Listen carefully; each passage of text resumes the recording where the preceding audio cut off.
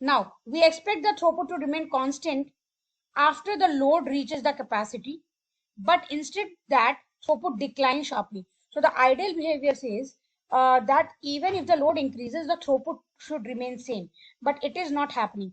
At a certain threshold, at a certain point of time, when the load reaches the capacity or nearly like it is close to the capacity of the network, the throughput will decline sharply. This is the thing. So inverse U kind of graph will be made. And this states that till the capacity is not reached, load is not reaching the capacity, you have a kind of increasing graph. Means load is increasing slightly and the throughput is not declining. But as soon as you reach the capacity, the throughput will decline sharply. And this is the reason why the packet get discarded by the routers, because throughput is something which we talk about for the network devices between the sender and the receiver. It is not something which is related to receiver or related to the sender. It is something which we are talking in between. So now when the load exceeds the capacity, the queue become full and the router have to discard some packet because the queue is full.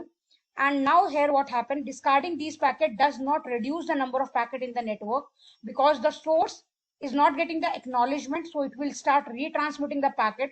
And due to this, whenever the packet is not reaching to the destination, the source is again resending the packets, and the situation is not going to get better in any time.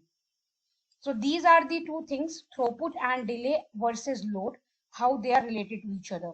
So throughput will increase till you don't reach the capacity. Throughput will decrease sharply once you reach the capacity. So these kinds of statement can also be asked in the exam. Remember, load versus delay, the relationship is direct, but with the throughput, it is inverse. When the load is very less, the throughput is high. When the load is very high, the throughput declines. So it is inverse relationship.